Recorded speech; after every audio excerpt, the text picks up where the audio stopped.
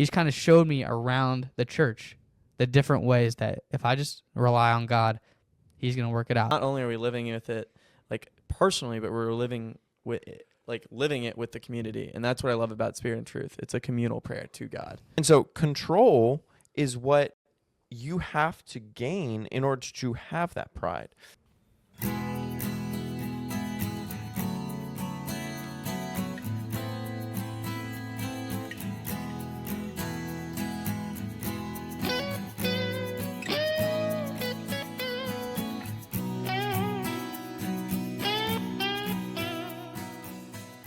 And welcome back, folks, to the Lost Sheep Podcast. This is episode number 64.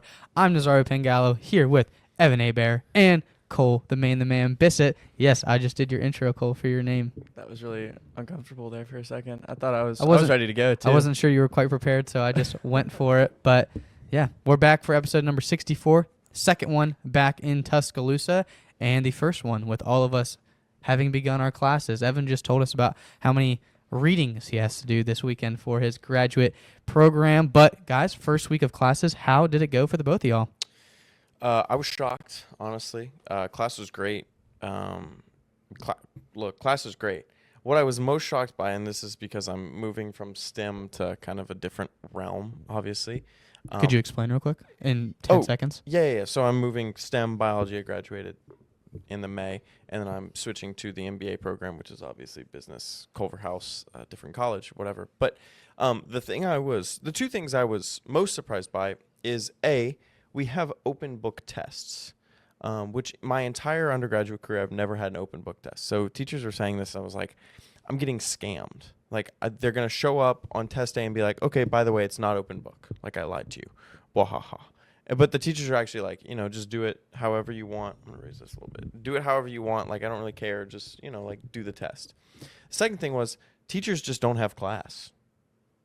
Like, one of my classes, out of the 30 possible meetings, 15 weeks of a semester, we're meeting 18 times. 12 of the class meetings we don't even go to. Which, again, I'm not used to because I'm used to going to class 45 times a semester for, a chemistry or a biology or something like that, 3 times a week, 15 weeks. And so like looking on the class schedule and there being 18 meetings of the class and it being a full graduate level class was kind of a little bit insane to me, but I'm loving the people. My cohort's great. I'm loving the professors. So just getting started with life. How about you, Nazario? Yeah, all my classes are on Tuesday, Thursdays. So yesterday was my first day of class, and 5 classes with only one break for about an hour is definitely an interesting choice. But Cole also did a very, very similar thing. He has 4 classes on Tuesdays and Thursdays. Yep. So we both decided to, kill ourselves on 2 days of the week and enjoy the other 3 days, you could say. But I think it's going to be a very interesting semester. I have 12 hours of psychology, so it should be very, very fascinating stuff. I know the top 2 that I'm looking forward to are the psychology of aging and psychology of learning. So it should be pretty cool classes. But what about you, Mr. Bissett? Well, are your Tuesdays and Thursdays the same classes? Like, do you have any alterations between your Tuesday and Thursday? Or is it the exact same schedule? It's the exact same schedule except for 5 Tuesdays I have a class at night. Is yours different? My Tuesday, Thursdays are different. It's How because I is have a that lab. possible? I have a lab. Yeah. But every other class is the same. every other class Okay. is the same. I was just curious because my Tuesdays are pretty miserable. I start class at 11, which is nice. That's nice. I get my morning to myself. But I start class at 11, and then I go until 1:45, and then I eat lunch between 1:45 and 3:30, and then I have class from 3:30 to 4:45, and then after that, I have class from 5:30 to 7:30, and then after that, I have Bible study at 8 o'clock to 9 o'clock, and then after that, I have co-rec volleyball from 9:30 to 10:30. So I won't be getting home on Tuesdays till like 11. Is it 11? Yes, sir, Cole. Dang. Turn up. It's incredible, the time on that. And anyways, so yeah, my classes are a bit lighter, my Monday, Wednesday, Fridays, but Tuesday, Thursdays are a bit heavier for me. But yeah, I'm excited. It's good. Yeah, and I'm super excited. I was talking to y'all about this before. I'm super excited to get up and running with Bible study and all of that. Super excited just to get back into the swing of the semester and how things are going. But without further ado, I think we launch right into our quote brought to us this week by Mr. Cole Bissett. So if you want to intro that, that would be fantastic. Legendary, yeah. Of course, yeah. I feel like for some reason I've found like a lot of good quotes recently, so I just keep sending them to the group chat, and y'all kind of just don't have a choice at that point because they just come up and we say yes. This one is from a movie that Nazario recommended me watch at the very beginning of the summer, and To clarify, I did not recommend this because I thought it was some great movie or anything. It was just, it's a classic movie that's pretty highly rated that I wanted to see his opinion on. So I've never seen. Well, okay. Say the quote. Say the Yeah. quote. Say the quote. So the quote is, "The things you own end up owning you." I'm gonna repeat that one more time. The quotes. Wow, the quotes. Wow, there's some like You got this. You got this, Cole. This Okay. guy's cooked. The things you own end up owning you, and that is from Tyler Durden. And for those of you that have watched the movie we were talking about, it is called Fight Club, and it's a fascinating movie. I wouldn't recommend it. There are things in there that are a bit rough around the edges, but it's just a really intriguing movie, very mind-bending. It is a very good movie. Like overall, the general consensus is that it's. I mean, I think it was on the New York Times top 100 list. Did it not? It's Yeah, ranked so- top 15 on IMDb. So IMDb. So that's what I was gonna say is I've never seen Fight Club. Right. Obviously, it's one of those movies that's kind of a cult classic. Yeah. And it's widely acclaimed for having come out and being like a box office flop, and then like a couple years later coming into its own and people really liking it. So I've never seen it. So I take the spin on this episode, knowing that if that applies to anything we talk about. But it is one of those movies that is widely accepted as a pretty good movie. So you watched it and didn't like it? I wouldn't say that different? I didn't like Yeah. it, but I went in. It was like ranked number 12, and I'm like, this is gonna be incredible. Yeah. And it was just like, it was pretty good, but I think I split it and watched it in like 3 different nights. And that's, for me, that shows you, if I'm not pushed to want to watch it in Yeah. one sitting, then Yeah. it's not that great. Yeah. And I was just saying, like, I'm not sure exactly what's going on here, and Mhm. I don't really have that much of an interest to continue watching. Yeah. Is the reasoning for why I wasn't like that over blown away by it. Yeah, when I watched it, it's not really a movie for me that when at the end I'm like, oh, I really enjoyed that movie, and it's not a movie that at the end I would say that was a really terrible movie. Like, it's a good movie. It just is really confusing, I guess, the whole thing. Like, the idea of the movie is very complex. This quote kind of is a summary of the whole movie as a whole in a sense of what it's about. And I don't know, there are some scenes that just catch you off guard. Just have your controller at hand ready to skip. But it's a fascinating movie. The whole concept's really interesting. And so the character that said this quote is Tyler Durden. The things you own will end up owning you eventually. And what happens in this movie, and I'm not going to spoil everything, but there's another character that comes into play. Is Tyler, okay, who's the narrator? Is Tyler the narrator, or is Tyler, okay, who's the other one? Brad Pitt's character? Yeah. I do not remember his name, to be honest with you. But So, Brad Pitt's Hold on, character. Hold on. One Yeah. second. so there's, Brad Pitt is Tyler Durden. that's right. Edward Norton is the narrator. Okay. So Edward Norton's kind of the main character of this whole movie, and there comes another character in like the first 30 minutes. His name's Tyler Durden, and he comes in and meets Tyler on an airplane. It's very random. Tyler meets Edward on an airplane, and Ed is kind of like this. He's kind of like this routine guy. Like, he likes his routine. He doesn't really see anything else in his day. He struggles with insomnia, and he goes to all these different support groups trying to get something out of them, in a sense, like it gives him worth in his life. And so that's kind of like the first 20 minutes of the movie. And then he meets Tyler Durden on an airplane, and it kind of catches him off guard because he's different, and he challenges him instead of just succumbing to Edward's want for empathy from somebody else. And next thing you know, they both land off the air. They both land, and they go their separate ways. And Edward walks back to his apartment, and there was an explosion, and his apartment had exploded. All of his stuff exploded, and so he calls Tyler randomly, just he had a feeling that he should call Tyler. And so Tyler's like where want you to where are you going with connect. this, Cole? I just want to explain. Pick up the pace. a Yeah, little. I am. Sorry, my bad. And he calls Tyler, and Tyler says the things that you own will end up owning you, and that's kind of where the continuation of the movie is. They lose all their stuff, and they live life without owning anything, and they start a fight club, and that's kind of the premise of the movie. And so it's very interesting because the first thing when we were talking about this quote before this is, okay, which spin are we going to take it? And they went more, like I'd say y'all went more happy-go-lucky with it. Mine was a bit more like straightforward, like what it actually means in a sense, like the quote directly. And what'd I do? Nothing. When I read, like, when I was reading our conversation, absolutely makes craziness sense. Our group chat is for illiterates only. But I thought we were all talking about the same thing. So anyway, yeah, take your first thoughts. Take what you take your first thoughts. And then we'll launch from there, and we'll see what we all think, and then we'll go from there. Instead of telling the people that we disagree, let's disagree. But yeah, in the end, we're not really disagreeing is kind of the point. We're just going at it from different angles. And so the first thing I want to say is this is from Matthew chapter 6, verse 24. And I knew I wanted to talk about this. I just couldn't remember the verse. It says, no one man can serve two masters. And so I think, Yeah. Hold up. Let me unlock it for you. There you go. And the reason I bring this up, and the reason I explained the movie to you and talking about belongings and everything is Tyler is this character that's trying to pull Edward out of his life of slavery to what he owns. And a lot of the time, I find myself being a slave to what I own. My phone, Instagram, just life, guitar. Like a lot of the times, my hobbies consume me and take place, and I prioritize them over like my faith sometimes. And I feel like that can turn into an idol. And another master for me is, okay, instead of investing the time in this, I'm investing it elsewhere.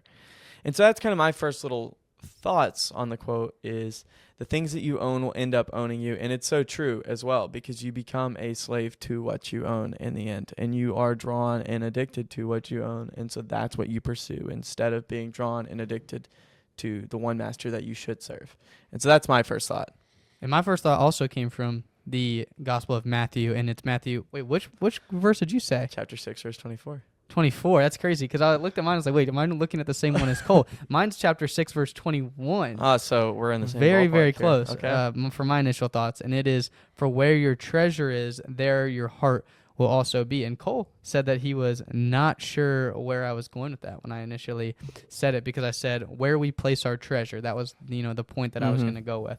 And reading straight from the text right now, I said, I think that goes along with what I'm trying to say, placing our treasure in the right things so that misplacement doesn't turn into idolatry. So, Cole, you were talking about, placing it in different things. I'm talking about placing it in the wrong places as well, and learning how to place our treasure in the right places, as you said, the one master, so that our treasure, reaps the rewards and grows the right fruit and multiplies. I'm just going to take a crazy shot here and say episode 40-something. We talked about ownership. And belongings. And belonging. I remember this. That was back here, correct? Yeah. We Yeah. were sitting at the table back there with Yeah. our one mic back then. Yeah, so man, that probably was an episode in the early 40s. I'm drawn to the word own here again. Okay. Right? The things you own end up owning you, right? That kind of I hate to interrupt, but didn't you say like we don't own anything? That's exactly why I'm drawn to this thing. We can own very little things in this life, right? Like things we have with monetary value are really the only things that we own. And we say that we own these things, and that's our definition, right? Because none of those things belong to us. And call me a communist in the comments. None of those things belong to us, right? We only have those things. We only have that money. We only have those items. We only have that comfort because of God's grace and His allowance, for us to garner those things. And so I think the funny thing here is like we're so obsessed with ownership. It's the ownership that is owning us, not the actual item, right? We become so obsessed with I don't know what it is in Fight Club, but like, let's, talk about the money, right? Like I become so obsessed with owning money it's more about owning it than it is about the money, right? It's more about owning this and owning that and owning cars, houses, TVs, watches, etc., than it is about actually, oh, I really like I really like money. I really like, no, it's about, I have this, I want this, I need this. Like, it's about the physical act of ownership. And so, where does that kind of end, right? Is kind of what I think I'm getting into, of the things we own end up owning us. Yes, sure, but where does that end, right? When we start owning, do those things start owning us? Right? Does it start at the very beginning when we first have that desire for money, that first hint of greed, that first hint of lust, whatever it is, right? Where we want to own something else? Like, is that where this path starts? Or is there some point at which, we get too involved, we get too greedy, we get too lustful, we get too, etc. And obviously those two things are bad things. So, an ounce of them is worse. But I'm just saying, is there a point at some which where that flips? And now that greed owns us, that lust owns us, that desire owns us. I think, that was kind of one of my first thoughts when I looked at this quote. And I think in a very practical way, Evan, even simplifying what you're trying to say as well, is that some people will try to make an excuse like, oh, I own this and, this is what I'm into, but at least it's not that.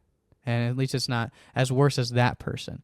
And I think going along with what you're saying is that anything that we claim or attempt to own or indulge in can turn into idolatry, can turn into owning us. As Cole talked about, he mentioned with his phone. A phone can be a great instrument. It can be one of the greatest sources of idolatry. Money can be one of the greatest resources to help us advance the kingdom of God, help us provide for our family. It can also be one of the greatest sources of greed, as you say. So there's so many ways that ownership can become being owned, and it can become idolatry. And so if you're thinking, oh, well, I don't own anything, or I'm not indulging in anything like that, then I don't need to worry about this quote. Check yourself. I can check myself. We can all check ourselves and think about it. And that anything we claim to own or anything can own us. And we need to really look at it in a simplified version instead of like, there could be these big things, but there also could be very simple things that also can do this same tragedy to us. Yeah, and to piggyback off your ownership topic as well, and I like the wording you use, claim to own. When we went back to that last episode, whatever episode in the early 40s, I think we had come to a conclusion that ownership was just a societal construct made by humans to kind of give us this idea that we can control something, and we have total control over this thing.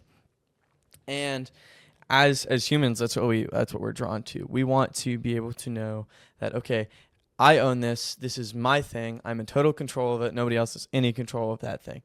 And in reality, that's only something that humans can create, right? Because our want, that's what makes our faith so special, right? We can't control everything, and that's why we have faith. That's why that word is in existence. And so we don't need to let those things that we claim to own control us, because then it kind of removes that whole, we're drawing ourselves away from the idea of faith. And so in a sense, we're kind of rewiring our brain and saying, okay, we can control our faith. And so somehow we're still going to grow if we can control this 100%. And no, that's why we have our virtues. That's why we have our different aspects and different ways to follow the faith. So yeah, that's kind of just where I was going to go with that. And I would also say, we can fall into that even with good things. So first, I want to say, kind of to reinforce, and this will be the last I touch on that ownership and belonging, but I referred to how, the only way we own things is through God's good grace. And literally, I mean, this is Genesis chapter 1, verse 28. Have dominion over the fish of the sea, the birds of the air, and all the living things that crawl on the earth. Verse 29, God also said, see, I give you every seed-bearing plant on all the earth, and every tree that has seed-bearing fruit on it to be your food.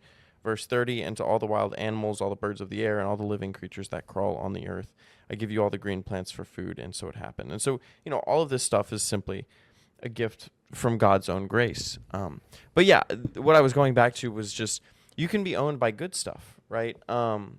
We talk about this in discipleship sometimes, how even things that are good, right? Eating, working out, Um, oh gosh, praying.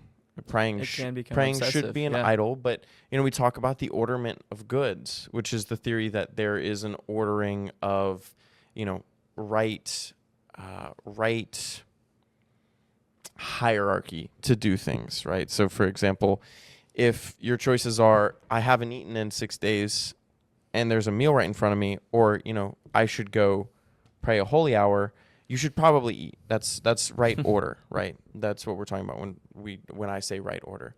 But those good things can even become idols. And so I think we often times kind of fall into that trap of like, even if we're doing something seemingly good, we go back to last week. We need to examine our posture, the posture of our heart, right? Why are we doing this good thing? Is it for its intrinsic good? A little bit of Ignatian discernment can go a long way there. Mm-hmm. And then B, like, I just lost my train of thought. Absolutely. Yeah, but anyway, go into why am I doing this? And then is it becoming, there we go, it's back. Train is pulled in the station. Is it going to become an idol? Is it becoming an idol, right? Yeah. Is this something that I'm placing above all other things in my life, right? Is working out, is eating healthy, is, again, praying probably should be something your relationship with Christ is something you should be placing above all things in your life. Or is my relationships with others, is my, XYZ good things becoming more of a priority than anything else in my life, especially God, especially those things that we need to take care of first. And, that goes vocationally too. I think the number one marker for your vocation is, am I taking care of that first, right? If you're a married person, right? First God, second your vocation, which comes from God, right? So first God, am I attending to my relationship with Christ? Second, if I'm a married person, am I attending to my vocation as I should be, right? And if anything else in your life is coming in front of those two things, then that's cause for re-examination, right? And that goes for any vocation, single brother, lay person, ordained priest, sister, etc., right? All of that. Yeah, and I want to touch on control, the word control. I know you had mentioned it a little bit, right? Mhm. You said the word Just a little bit. control, Yeah. and I think it goes into it because I know we've discussed the fall many times, of course, and what was the root cause of that. Some people say trust, some people say lack of faith, whatever it may be. And I think another aspect that you can put on this is the sense of control. Mm-hmm. And from the very beginning where sin started with the lack of control, and whether it's with Adam and Eve wanting to have that control of controlling what is good and evil, whether it is controlling what we're able to eat, if you want to go very basic with, just being Yeah. able to eat from the tree.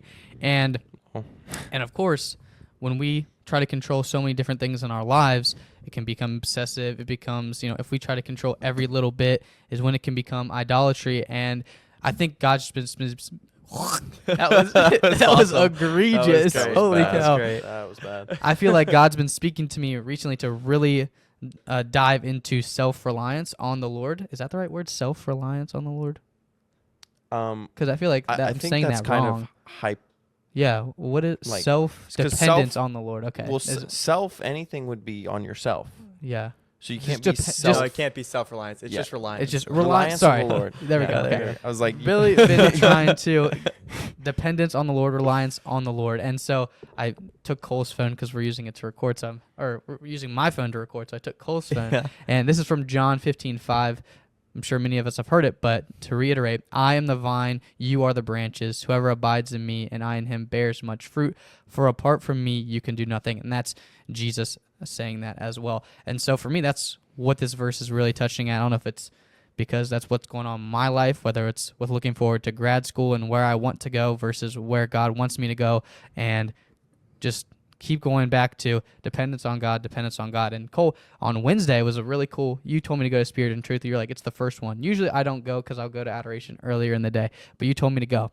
And so I went, and that was what I was really praying into, was dependence on God. And then he's kind of showed me around the church the different ways that if I just rely on God, he's going to work it out. Whether it was with you, as my friend, I saw you up there singing, and I'm just like, wow, God put Cole into my life. Whether it was everyone singing in the church, and just seeing the community, everyone singing that same song, that praise and worship to Jesus, and being like, wow, God put me in Alabama for the right reason. Whether it was the friends that I was sitting with in the pew, Zach and Michael, and I'm just reiterating here, but you get the point of just realizing we have to really let go of our control. And from the very beginning, that's what the devil tries to attack us with. That's what he attacked Adam and Eve with, trying to tell them, hey, you need to take control. You need to take control. That's what you need. When in reality, it's the complete opposite. We need to let go of control as much as possible. And that's what I really like about this quote. If you try to take control, if you try to own too much, it's just going to flip right back on you. It's just going to control you. The less you control, the more it's just freed up to allow God to do whatever it is that he wishes. And this is y'all are gonna laugh and smile because I can't believe this is brought up again. It's funny because it shows how much it's the root virtue and root sin. But back to pride and humility. Essentially, hey. Is that what you're? I'm about to say something different. Oh, really? Yeah, so keep going. Okay. Anyways, this will be fun. But to piggyback off of that, when God says, I am the vine and you're the branches, again, it's establishing that like hierarchical thing. God can do all things. He's way above us. And so for us to be prideful is in a sense to try to be like God. And so it's back to that point where when I talked about pride and humility is the realization of our personhood and acting through that, like acting and thriving and living in virtue in our humility. And then pride is trying to be like God. And it goes back to that in a sense, like our pride is us trying to own things, us trying to control things. That's pride taking over. And it's funny, I always hear, I don't remember who I heard this from the first time, but it was a priest that told me, he said, he was in a homily, he said, every single time you go to confession, you should always confess pride, like every single time, because to sin is to be prideful. It's to turn away from God. And so by owning things in a sense of having this thought that you can control these things that you really can't control, it kind of in itself is an act of pride. So piggybacking off of that too, and that's why I love praise and worship so much, is because it's kind of the most humbling thing in the world, right? Like for an hour, all we're doing is praising the one above us, right? Yeah. And so we are living in our humility. And so I think that it's great that you brought that up. Not only are we living with it like personally, but we're living with it, like living it with the community. And that's what I love about Spirit and Truth. It's a communal prayer to God. So yeah. And now I want to see what Evan's going to say. So most people say that the first sin was pride. Oh my gosh. Oh, no. no. Where's no, the no. heresy So button? I pulled up, the heresy button, right? This is from the Catechism of the Catholic Church, right? Probably not a heresy button, but paragraph 397. The heresy button is for me, not the Catechism of the Catholic Church. Man tempted by the devil let his trust in his creator die in his heart, and abusing his freedom disobeyed God's command. This is what man's first sin consisted of. All subsequent sin would be disobedience toward God and lack of trust in his goodness. And so I take pride as a derivative of control. So you kind of talked about how you take control as a derivative of pride, right? Pride stems from control. Rather, I'm flipping that and saying that, control. You were saying control stems from pride. I'm flipping that on its head and saying that pride stems from control, because at the end of the day, right, these are all things that we're striving for power over ourselves, over others, whatever, right? And so when I talk about pride, what is pride to me, right? Pride is something that I garner power from, right? Pride is that sense of people are looking at me and I'm gaining power over them somehow, whether it be my appearance, I look better than them, whether it be I have more money than them, whether it be I have more X, I am better, I am wiser, I am grander, right? That's kind of this sense of pride, grandeur in something that you've achieved or obtained. And so control is what you have to gain in order to have that pride, right? So Adam and Eve, when they're eating from the fruit in the garden, aren't really like, hey, all these other people that are around, because they were the only people around, all these other people around are like, we could like be so much better than them if we had the apple. No, they say, the snake says, why is God better than you?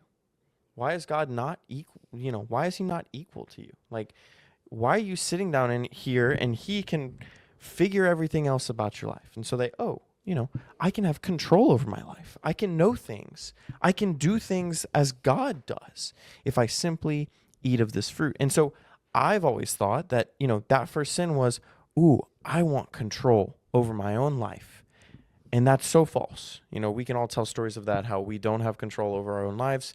I think the last year has taught me that at least really well, just in its completeness. I was reflecting on that a little bit with Thomas. He was asking about, the whole, how did I choose the MBA and doing the traditional versus STEM path. And I was like, well, I didn't really choose anything. So, we're constantly taught that we're not in control. And so I think that first decision to sin, right, which is that disobedience of God ultimately, right? That's what all sin is derived to, disobedience to God or his word, is, that want for control, that desire for control. I will also say that I think it's one of the most primitive of all, fears, that loss of control. So if I ever have a nightmare, I very rarely have nightmares, but they're always that, I'll be in the middle of a rushing river or something like that. And I'm just That was actually my nightmare, this past night. Or you're falling through space. Do you ever have that dream, where you wake up and you're sweating? Boom. Yeah. Nazario, I just fist bumped Nazario. More abstract than that. But I've never had a dream. And I mean, I suffer from pride as much as the next guy. Like you said, I go into confession, and this is, I'm not breaking the seal confessional because it's me. Yeah. But I go into confession, and that's always the first thing I say. Hey, Father, I'd like to confess pride. And by this point, Father Mugaga just knows it's the first thing out of my mouth, because he's like, pride, we need to work on that. And I'm like, yeah, don't we, Father? To err is to be human. But yeah, I've never had a dream where I'm I've never had a nightmare where the theme is pride or loss of pride or anything like that, right? I've never been afraid of losing pride, but the thing I am afraid of in my dreams is always that loss of control, being completely aimless, just drifting, right? Is kind of that theory. And maybe that's some psychology that, we need to discuss later, or my therapist needs to get into, but that's really interesting because, and y'all are going to hate me that I'm bringing this up, but I feel like it goes back to the conversation we had last year about emotion and reaction, right? What comes first in that sense? Because, if I'm saying control stems from pride, our want to be in control is pride, and you're saying control allows us to fall into that pride. Mm-hmm. And so it's and again, this is very psychological, the way our brains work. And so I don't even know if we came to a conclusion about I think everybody had different answers. And so it's very fascinating just to research that and go into that. But yeah, my dreams are a lot more abstract than y'all's. My last nightmare was there were 2 black doors. It's a complete white room, 2 black doors on either side of the room, and there's a circular dot in the middle.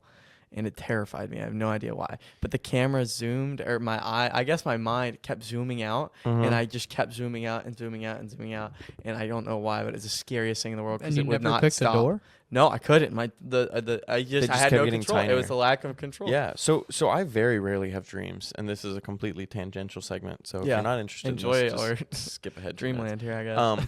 I very rarely have dreams, extremely rarely. So whenever I do, I always I remember them. I don't keep a dream journal or anything like that, but I'm always very vivid. So for a few years, I haven't had this dream in a while, but for a few years in high school, I always had this reoccurring dream, and it was a semi-nightmare. I wasn't really afraid, but it was just weird. I would be chased by this pink fuzzy thing. Dude, my friend did the exact same. Okay, hold up. I would just be you know what the slimes in Minecraft look like? Yeah. It was kind of like that. Right, it moved kind of like that, where it would make big hops, but it was pink, like a Shih Tzu or a big Fufu dog. Yeah, and it was just that dream, and I probably had that recurring dream once a month for 2 years, and then I haven't had it in a couple of years. But it was a really weird experience, honestly. There was probably something going on in my mind, but So at the same time, where we do have dreams and our nightmares, there's a whole level of psychology to that, where our nightmares are fed by what we're actually afraid of. There's also a whole portion of our dreams that has, science has absolutely no idea what's going on, really. So Those are a crazy thing, and also shows God's power and just His awesomeness, right? Shout out Joseph, who could read dreams, right? In Yeah. Egypt, that's how he kind of got his start, because dreams have always been one of those things that people have been fascinated with, even from the earliest days of man. So, and talk about how many times God uses dreams in the Bible, right? Oh gosh, Isaac in the desert. Yeah. Right, seeing the golden stairway. The Saint Annunciation, Joseph. correct? Yeah. The Annunciation is indeed not a dream. No, not the Annunciation. Was Was it a vision? Was it just a vision? Joseph's vision and his dream of the angel telling them to go to Egypt to avoid the newborn,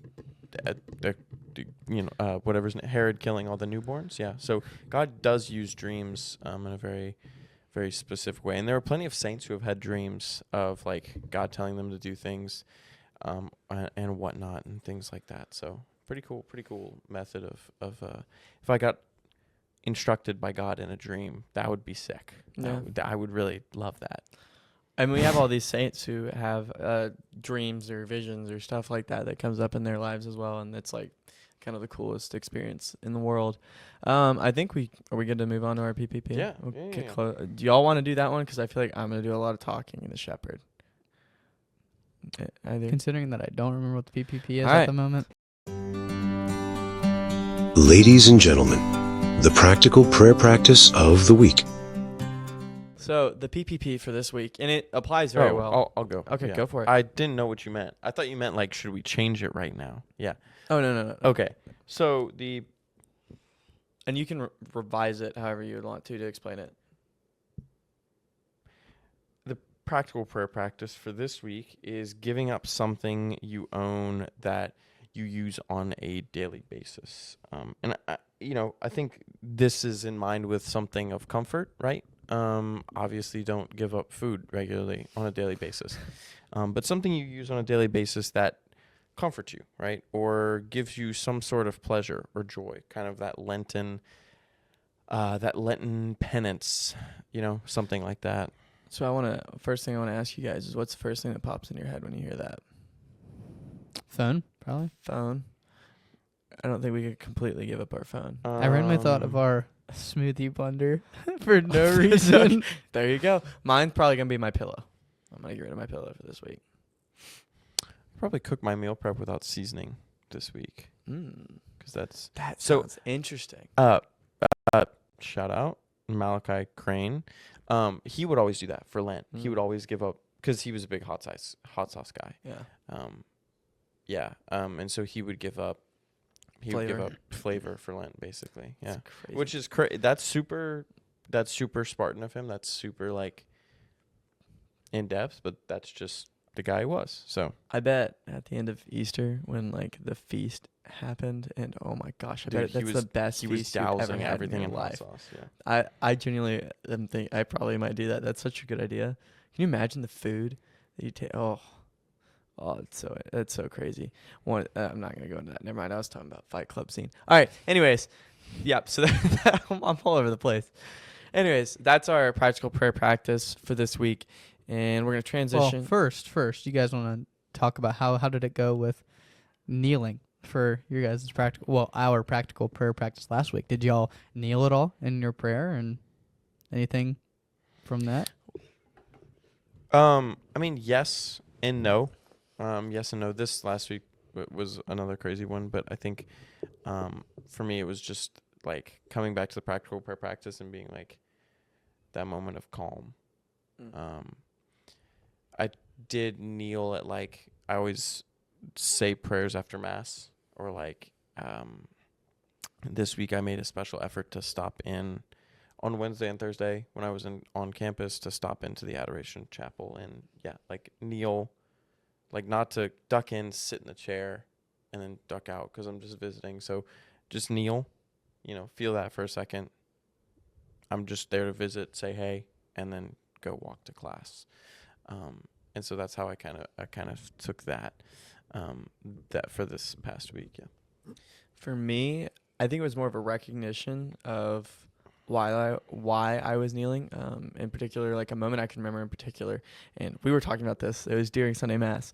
It was the weirdest thing in the world because every time I knelt during Sunday Mass, all I could think about is, okay, this is why I'm kneeling. And like it was good, but it was also good because I felt like it kind of distracted me maybe a little bit from the consecration. But it was kind of cool to ponder that for a little bit. And a moment I particularly remember, which is kind of incredible, is when we were at Holy Spirit for Vigil Mass Saturday. And while we were there, when we got to go up, I love how they have the kneelers there as an option for you if you want to kneel, just to make it easier on the priests. When I knelt down and I looked up, first thing I think when I look up is, oh my gosh, my neck's exposed. Again, it was like that, okay, this is the vulnerability part, like, okay, my neck is open. And then I look up and I see the Eucharist, and right above the Eucharist is the stained glass window of the Holy Spirit. It was the coolest moment in the world. I just saw the Holy Spirit above the Eucharist, and I was like, whoa, this is awesome. And so I received it and then lowered my neck back down. And it was like, okay, I opened up, and now I'm closed again. And it's like, okay, I'm opening up to the Lord. And so that was really incredible. And then in between songs and Spirit and Truth this week, there were times where I wasn't singing, or there was a time when Ella or Morgan took over. Nothing to hold on to. They both led, and I kind of joined in. And so for that one, I was like, I want to kneel during this song. I was like, I'm not the main, I'm not the person that's like leading this prayer, and so I kind of just want to be part of it instead. And so I knelt down and joined in them in singing it just without a microphone, just to be a part of that prayer. And that was pretty incredible just to sit there, because I love adoration, I love praise and worship, I love Spirit and Truth, but sometimes I get to do it every single time, and so sometimes I kind of just want to be a part of it. And so whenever I feel like, okay, I'm not going to sing today, I just will sit down and kneel and just be part of adoration with everybody else, and it's really beautiful. So yeah, what about you? I tried every single morning. I've been trying to just begin the rosary in the morning instead of rushing through it. I'll just do like the Creed and then the Our Father and the 3 Hail Marys to begin. And so when I did that in the morning, I tried to kneel down. But I think it really just hit with the posture of heart that you guys talked about. More for me, just that mental reminder when I enter into prayer, and then going back on what I talked about with the dependence on God, and really trying to have that posture of heart of, I'm bowing before the Lord and trying to just surrender everything. And I really like what you talked about with the neck vulnerability. That's actually really cool. You look like you're about to laugh at me, but I'm being serious. That's pretty cool. So yeah, just learning that posture of heart. And I know for us, it's easier hopefully to remember the practical prayer practice because we're thinking of it and we're like creating it, and it's our podcast. But just to think about, someone could just remember PPP or practical prayer practice that they randomly heard, and God can just work through that. Sometimes it could be like the exact one, like it could be the kneeling that someone did this week, but other times it could just be whatever that just reminds them of God. Just reminds them, oh my gosh, like God's here, like he's in this moment, like, oh, I can say hi and pray to him. So just that reminder of sometimes, you just remember that practical prayer practice is a thing, and you can just enter into whatever prayer the Lord's trying to speak to you in that moment. I think that's really, really cool. It was so funny because Gio texted me. I don't know if y'all remember when Gio got on the pod, but he texted me and was like, dude, I do that thing with my neck too. He's like, I know, down and not up. And I was like, yep. I said, I knew it wasn't just me. So yeah, really cool. Especially as guys, like you see oftentimes like especially like through some old like Viking movies or all these like medieval movies, you just see like a lot of the times when someone is killed, they slit the throat. And so that's why, like, okay, when your neck is exposed, you're vulnerable. When your neck is not exposed, you aren't. And so that's why I don't know. It was just the first thing I thought of when I was singing the verse. So it's really cool to kind of think about when you're kneeling. So with that, we will transition to our Shepherd of the Week. Ladies and gentlemen, the Shepherd of the Week. This is from a movie that I just rewatched for the third time. Kind of rewatched. I was awake for half of it because I was really sleepy. Not even half, pal. A quarter of the movie. I just watched this with Caroline the other day, too. Did you really? Mm-hmm. Is this the first time you've seen it? No. Oh, okay. No. And so it's called The Secret Life of Walter Mitty. And so the person that I want to highlight specifically from this movie is Walter Mitty. Yeah. Now, shocking. The reason why, and it's so incredible. This movie is really cool if you're looking for like a way to view the world from a different perspective, especially for me coming back from Italy and learning specifically about the quote, if God is beauty, then we are wonder. And really kind of taking that ideology and applying it to the movie. It's really awesome to kind of just see that, because it talks about, the whole movie is about the beauty of the world and the beauty of the life that you live in right now. And so the reason I picked Walter Mitty for this week is, the quote is, "The things you own end up owning you." The reason I picked Walter Mitty is because it's actually his own imagination that owns him. And so because he's living in this world surrounded by people. There's people who care about him. There's a girl who's interested in him in the movie. And then his boss is kind of a jerk to him, but he doesn't even realize any of these things. It's kind of weird. He kind of just goes through his life, and he'll just have these random moments where he just pauses and zone out. And there's a completely different thing in his imagination that's playing over on the screen instead. And it really does control his life. And I remember at one point, the girl he was talking to was like, "Where do you go? Like, what is in your brain?" And throughout the whole movie, it's his journey of breaking that and just realizing that his own imagination can actually be lived in the world. And so I think it's really beautiful once you break that. Okay, I don't want to just own my imagination and let it control me. I want to actually act on this. I want to go do what I want to do. And it was like, so he traveled to Greenland, and he did that, and he jumped off a helicopter into the water. It's really like, this whole story is very beautiful. The film is very beautiful. I really encourage you to watch it. But that's where my head goes with that one. Y'all have both seen it. I don't know You've if seen y'all the can movie? speak on it. Okay, Yeah. cool. So this is spoilers. If you haven't seen it, it's been out for 8 years, so Yeah. I'm not really feeling too bad about this. So at the end of the movie, right, the picture is pulled out, Mm-hmm. and we see what the picture is. Right? It's the quintessence of life, as the photographer, his name is Sean Parker, has called it. What do you think is the end of that message? The quintessence of life is blank. Fill in the blank. If you have, don't actually ever give you. if the you have word to for give, that. if you have to give, well, that's the label of the picture, right? But Mhm. if you have to give one thing, a phrase, one word, whatever, go. Or you go, whatever. You want me to go? Think about it for a second. I don't and know then if it's give me your Cole just response. said it, I've got one, but but it pops in my head is just wonder, but that could be, I don't know. I like that one. Okay. I'd probably say that one, but another one I would say is just the quintessence of life is life itself. Yeah. So two things I always think of with this movie. A, the quintessence of life is life itself, right? Is Yeah. the journey, is everything that we're doing, right? Because that's the whole point of this movie, right? He goes on this huge thing, and it's all of this, right? But that's secondary, because the photographer, Sean Parker, doesn't think that Walter Mitty is going to go on this journey, No. right? Because at the end of the movie, again, spoiler, the picture is in the wallet that he sent him as his gift to keep it safe because it's such a good picture, and it's like his personal gift to him, right? And so the photographer just thinks Walter's going to stay there, right? So what I actually think of all the time is that the quintessence of life is simply sacrifice, right? Walter Mitty has been at this place for 25 years, and they've given him nothing, and he's given everything of himself, poured all of his talents, all of his skills, his time, his energy into this thing with no return, right? It's a low-paying job. He doesn't get, noticed for what he No. does, whatever, right? And so this is the first time that he's getting noticed in 25 years, the entire of Time magazine. And so I always think of that. The quintessence of life is sacrifice. And, it's kind of a different way than we took about this episode. But, I mean, self-denial, right? Mhm. A big thing is, things can't own you if you deny them. Yeah. If you just deny yourself and are willing to give yourself to Christ. But it's interesting. I always think about that movie, and it's completely like there's this theme that the movie plays up of like, oh, he's got to go on this journey, and life is about the journey. Life is about the experience. And the whole thing was basically for nothing, right? Like all of that journey, all of that experience had no reason. Like he had no reason to it. Yes, it derived him great joy, right?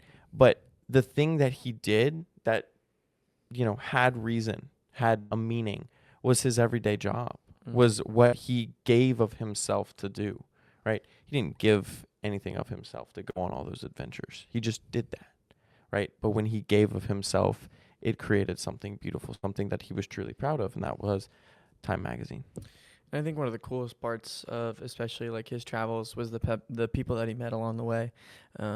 Like first off, the guy at the bar that was The helicopter pilot. the helicopter I always pilot. laugh at that scene. Like that's part of his experience, right? Yeah. Like the places you go to are nothing without the people that you go with. Yeah. And so that's what makes an experience is living it with other people. Somebody that's willing, again, like on the theme of sacrifice, to sacrifice their time to spend it with you somewhere Yeah. else. Yeah. That's what makes an experience beautiful. I forget what the quote was, but a moment is never legendary unless there's a person there to spend it with you, right? Yeah. So like all of these memories in your life, like you can quote however many things you want from when you were by yourself doing this and it happened, it was crazy, and to everybody else, oh, okay, cool, like I wasn't It's there, fiction. I didn't see it. Yeah. And so to live that and experience that with someone else is absolutely phenomenal. And I think one of the coolest parts of that movie, and my favorite part of that movie, is when he finally finds Sean Parker and he's sitting there just waiting to take a picture of a white snow leopard, because they're so rare. You never see them. You rarely ever see them because they're what they're called, like the ghosts of the snow or something. The ghost like cat. The ghost cat, because they just disappear because their fur is like the snow, and so they just disappear. And Sean Parker kind of sits there and he's got his camera and he tells Walter Mitty to be quiet, and Walter Mitty is like kind of confused, and then he sees it and he says, "Look," and he looks through the camera lens and he says, "Are you going to take the picture?" And Sean Parker says, "I'm not."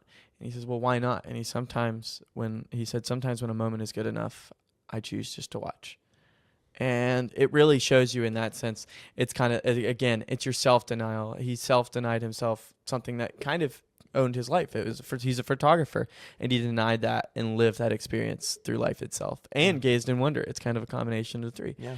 And so that's why I love that movie so much. I think it's very much kind of a coming of age story in a sense, with a mix of just like emotional maturity and spiritual depth, maybe.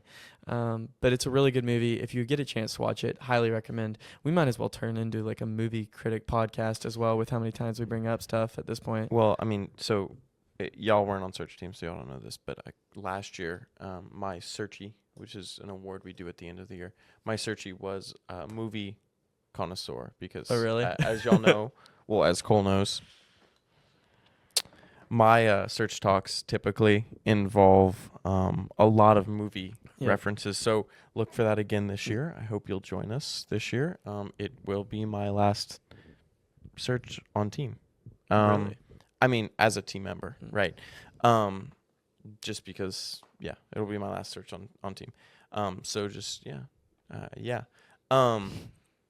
with that, I think just a few plugs. So if you're a University of Alabama student, or you're, Jackson or Shelton State, or you live in Alabama or something, our semi-annual search retreat is coming up. That'll be the weekend of October 11th, I believe, whenever we play Missouri. It's a weekend retreat. It's an awesome opportunity to grow in your faith. And I mean, it's a wonderful opportunity to meet people and whatnot. So shout out that. Also, like, comment, subscribe, connect with us. A mailbag episode, I'm thinking probably is going to be mid-September. It's August 23rd today. We will get the dates to you guys on that one soon enough. It's August 22nd today. My watch is wrong. Mid-September, I'm thinking probably. Enough time to collect questions and stuff like that. So just drop them in the comments, whatever you want. We've got some good things planned for you guys this year. We're really excited. About this and year, then we'll be kicking off, probably doing another giveaway for this semester. At some we're point, yeah. just finishing up one literally today, as y'all will see this on Sunday, but Friday we are finishing up our summer giveaways. Just connect with us. We love to hear what you think and all that. Do y'all have anything to add? I think I'm good. I think we've kind of concluded this really well. Don't let the things you own you. And again, you don't actually own what you own. It's your own construct that you even own it. So pride and humility boils back down to that, boils back down to control, all of these different bits and pieces. We thank you guys so much for listening to this week's episode. Stay tuned, as there are good things to come. God bless.